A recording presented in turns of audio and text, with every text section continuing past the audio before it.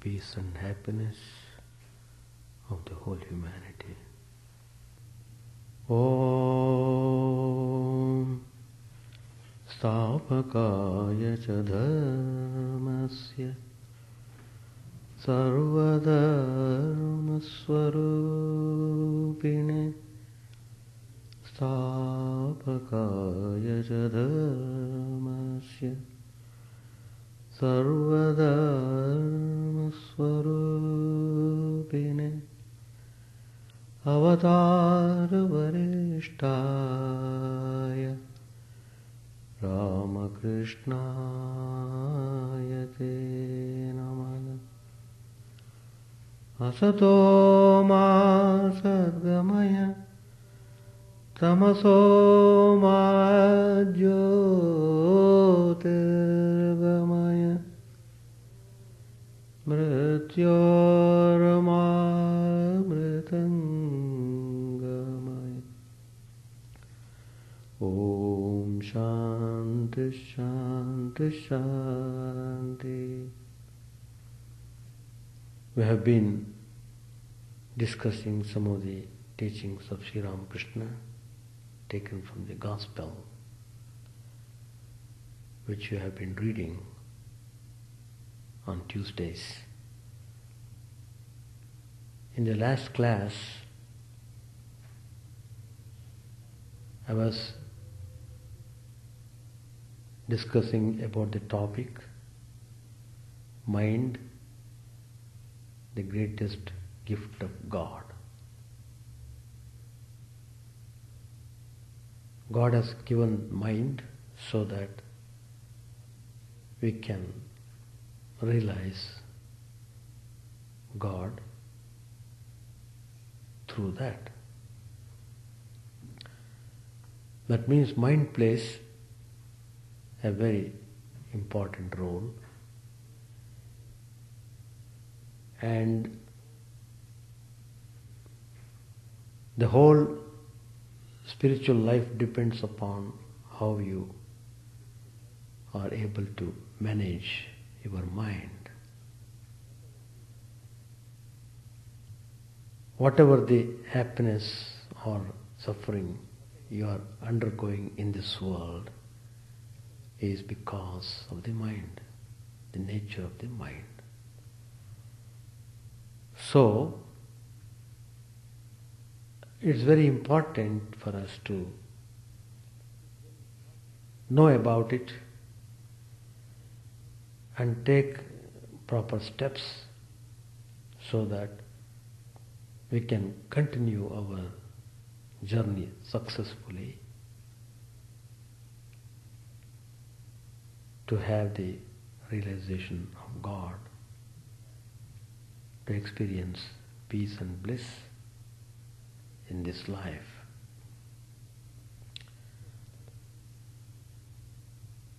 Of course, mind in its usual way will not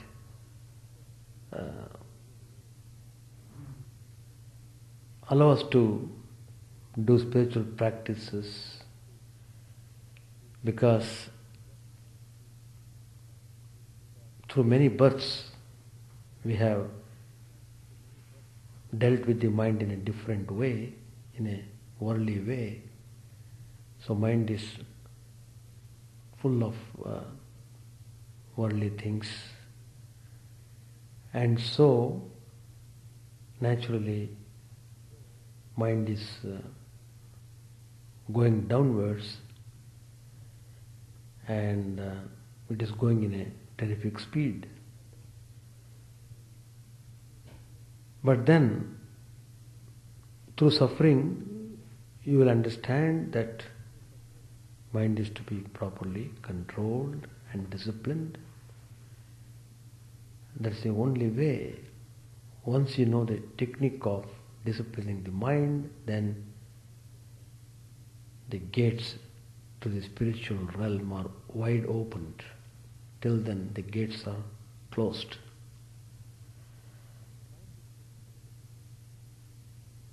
The mind is susceptible to suggestions. It learns whatever you teach it, if through discrimination you can impress upon the mind the joy and fullness of life in the spirit and the folly of worldly attachments, then your mind will devote itself more and more to God. But it depends upon how you seriously give direction to the mind. As I said, mind is, for the time being, loaded with past impressions. So, it deludes us in many ways. But then, we should not lose hope. Losing the hope will not solve the problem. So we must control the mind somehow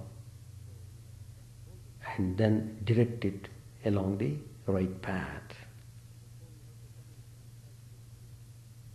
So you have to come in contact with people who are living the spiritual life. You must study the life and teachings of men of spirituality and try to practice according to the instructions given by the Guru. But it is very important to know the facts. Behind the mind of ours, there is a subtle spiritual mind existing in seed form. Everyone has that.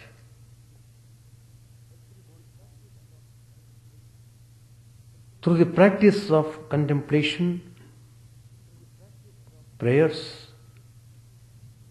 and japam, this subtle mind, which is in the seed form, is developed. And with this development, a new vision opens up, and the spiritual seeker realizes many spiritual truths. This, however, is not the final experience.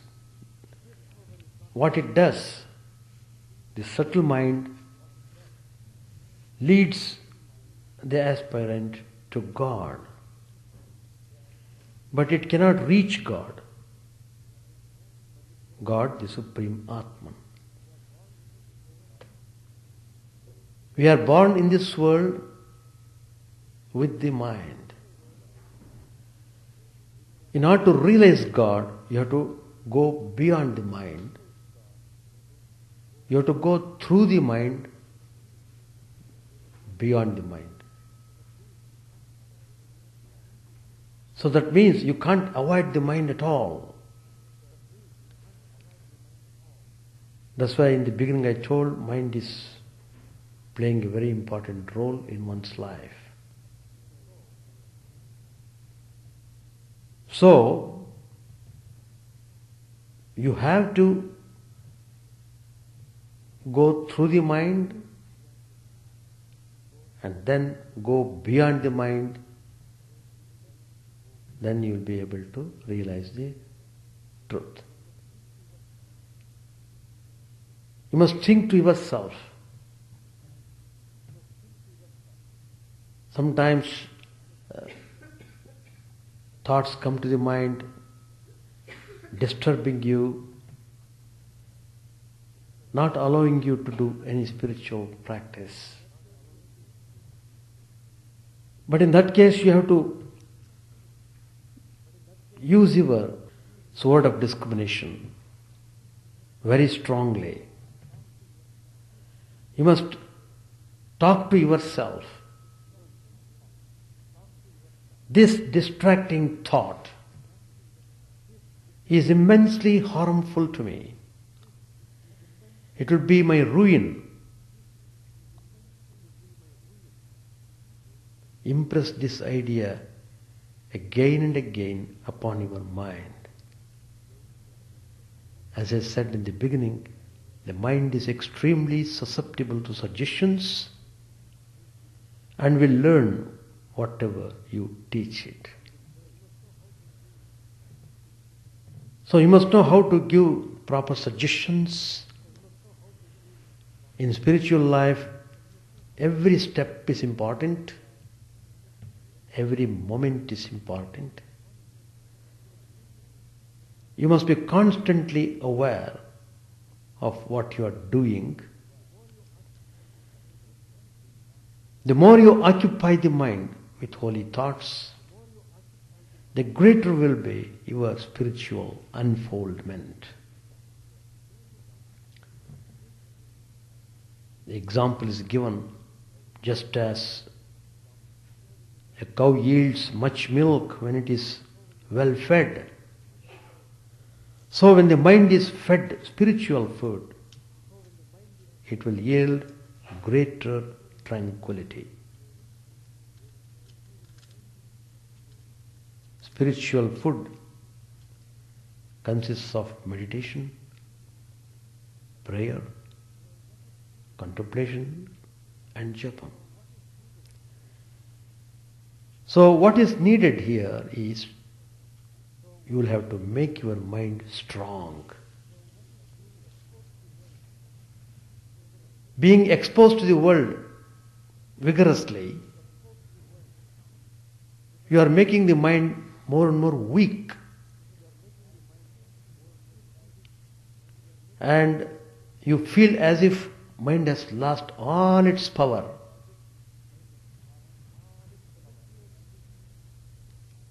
In its present state, the mind is covered over by rajas and tamas. It must be made pure and subtle and raised to the state of sattva. Only when you are able to raise your mind to the level of sattva, then only you will find joy in your practices. And you would like to devote more and more time to practices. You love to do them. You love to do them. Later on, when the mind has attained purity, you will have but one desire, to devote yourself to contemplation always. Because the mind is gross, it runs after gross things. But as it becomes pure and subtle, it will run after God, the pure consciousness. When the mind grows subtle, its power increases, and the aspirant is immediately able to grasp the truth of God. You will develop special intellect by which you are able to understand subtle things.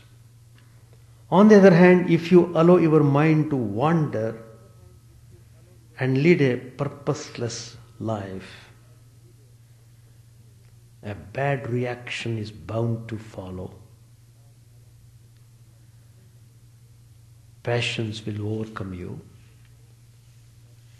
You will be chained by your own bad nature which you acquired. Wherever you may be born, this time you may be born in America, next time you may be born in somewhere in Africa, another birth you may be born somewhere in Britain. Wherever you are born, the mind always comes with you, and whatever you have stored in the mind in the way of impressions. They act upon you, and you have become really a slave of samskaras. You are not able to free yourself. So, the experience is that the world is full of temptations, it is full of attractions, it is full of diversions, and naturally mind gets completely tainted by these things. So once the mind begins to go in that direction, people rush towards the pursuit of sensual pleasures. So that means the mind is in constant danger of becoming contaminated. So you must engage your mind in thinking of good thoughts, studying good books, and discussing uplifting subjects. Every step is important.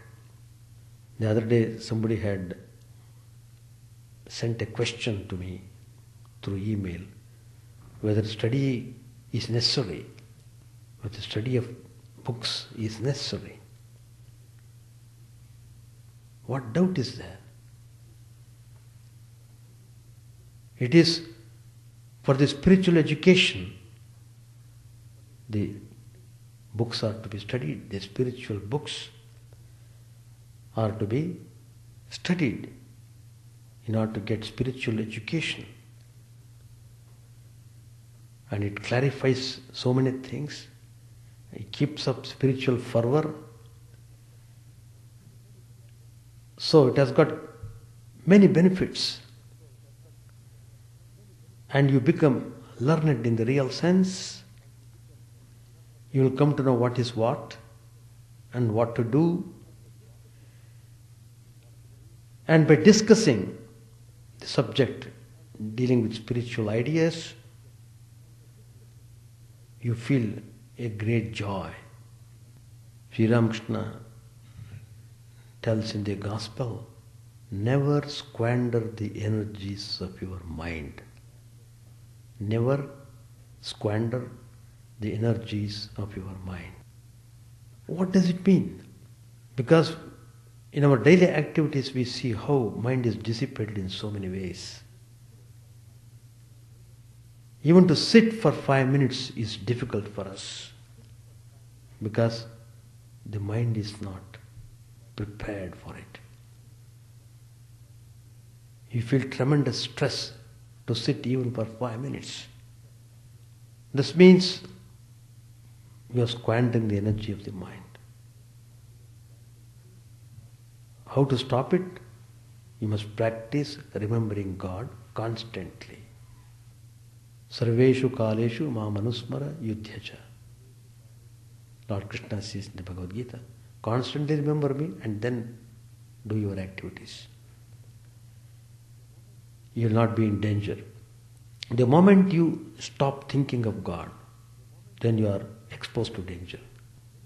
The worldly man is very careful not to squander his money,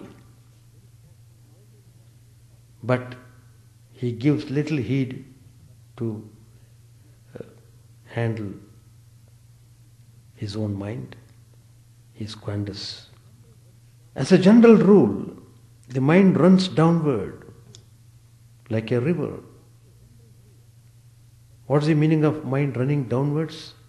It is running towards the enjoyments of lust and gold, name and fame, power, position, all sorts of things. Change the current and make the mind flow upward towards God.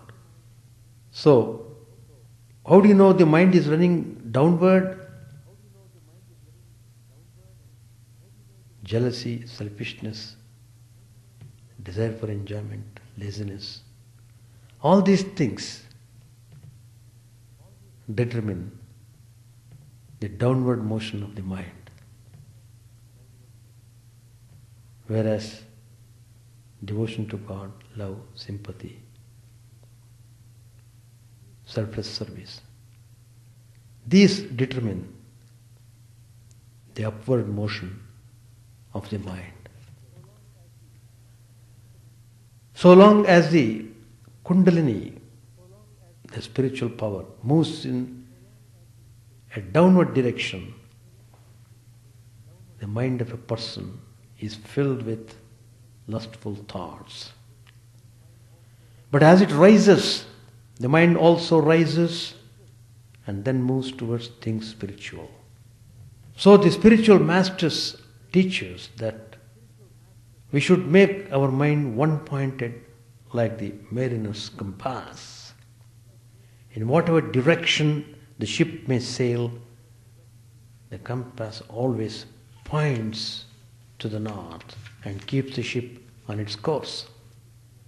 So keep your mind pointed towards God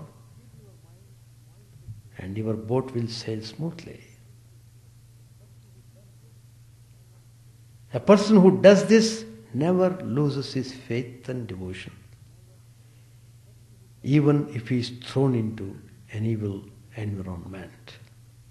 A pure mind is like a dry matchstick. It ignites the moment you strike it. But try as you will, you can't get rid of a match that is wet. Similarly, if the mind becomes soiled by worldliness, you will find it extremely difficult to restore it to its former purity. So, spiritual practice means purification of the mind. You have to watch yourself all the time. That's why all the spiritual teachers have told, never find fault or criticize others. Why? Because such a habit is harmful to yourself. By thinking continually of the evil of others, the evil will impress itself upon your own mind and the good that is in you will be overshadowed. The mind rebels against effort. It gives excuses when it comes to the point of spiritual practice. You say, oh, I had been to job, I came back exhausted, I didn't feel like sitting, doing, all reasons are there. But the truth is, the mind rebels against effort. Why? Because it always seeks ease and comfort. But if you wish to attain anything, you must force it to struggle. That's the only way to make your mind steady. Swami Brahmanji says in the Eternal Companion, if you find it difficult to sit for long hours, lie down on your bed and practice japam. If you feel sleepy, walk and make japam. Only thus can you steady your mind and make meditation your second nature. Should you give up meditation because the mind doesn't like it? If you go in that way, you can never learn to meditate. Regular war must be waged against the mind. To force the mind to obey you is the ideal of spiritual discipline. So very clearly Swami Brahmanji Maharaj has said about controlling and disciplining the mind. Unless you pay attention to this aspect, you will not feel any inspiration in the spiritual path. Because as long as the mind is impure, it will not think of God. It doesn't want to think. It doesn't want to go in spiritual ways. So, you have to watch yourself and understand yourself properly, the value of human life, and what God has given you as the gift and how you are making use of it. That's what is important. Page 693. The devotees were taking the prasad. It was a sumptuous feast. Sri Ramakrishna said to M, haven't you invited the Mukherjees? Ask Surendra to feed the musicians. Bipin Sarkar arrived. The devotees introduced him to the master. Sri Ramakrishna sat up and said to the devotees, give him a seat and some bitter leaf. He said to Bipin humbly, I am sorry not to be able to talk to you. There's a great crowd today. Pointing to Girindra, Sri Ramakrishna said to Baburam, give me a carpet. Nitya Gopal was sitting on the floor. The master asked a devotee to give him a carpet too. Physician Mahendra of Sinti arrived. The master, smiling, asked Rakhal by a sign to have the physician examine his pulse. Turning to Ramlal, the master said, be friendly with Girish Ghosh, then you will get a free ticket to the theatre. Narendra had been talking a long time with Hazra on the porch. Since his father's death, Narendra had been having financial worries. He entered the room and took a seat. Master said to Narendra, were you with Hazra? Both of you are in the same boat. You know the saying about the two friends? You are away from your country and he is away from his beloved. Hazra too needs 1500 rupees. Laughter. Hazra says, Narendra has acquired 100% sattva, though still there is in him a pink glow of rajas. But I have 125% pure sattva. All laugh. I say to Hazra, you indulge in reasoning only, that's why you are so dry. He retorts, no, I am dry because I drink the nectar of the sun. Speaking of pure bhakti, I say to Hazra, a real devotee doesn't pray to God for money or riches. Hazra replies, when the flood of divine grace descends, the rivers overflow, and further the pools and canals are filled. By the grace of God, one gets not only pure devotion, but also 6 supernatural powers and money too. Narendra and many other devotees were seated on the floor. Girish entered the room and joined them. The master said to Girish, I look on Narendra as Atman, I obey him. Girish said, is there anyone you don't obey? Master said smilingly, he has a manly nature and I have the nature of a woman.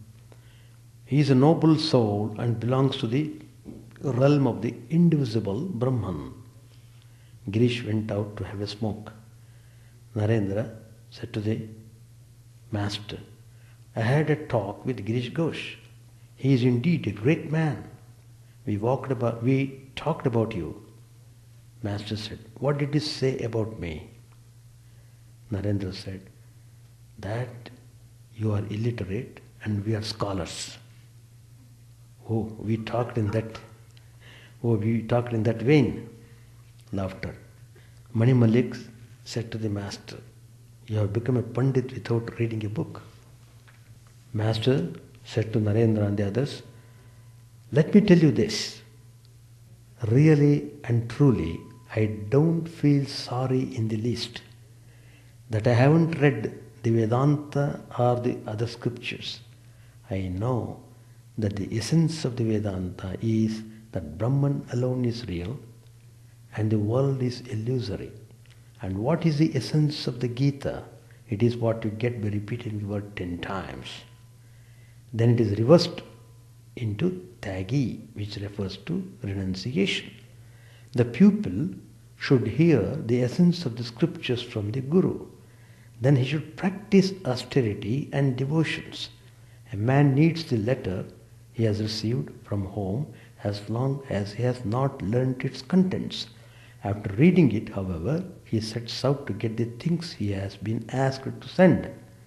Likewise, what need is there of the scriptures if you know their essence? The next thing is the practice of spiritual discipline. We should stop here.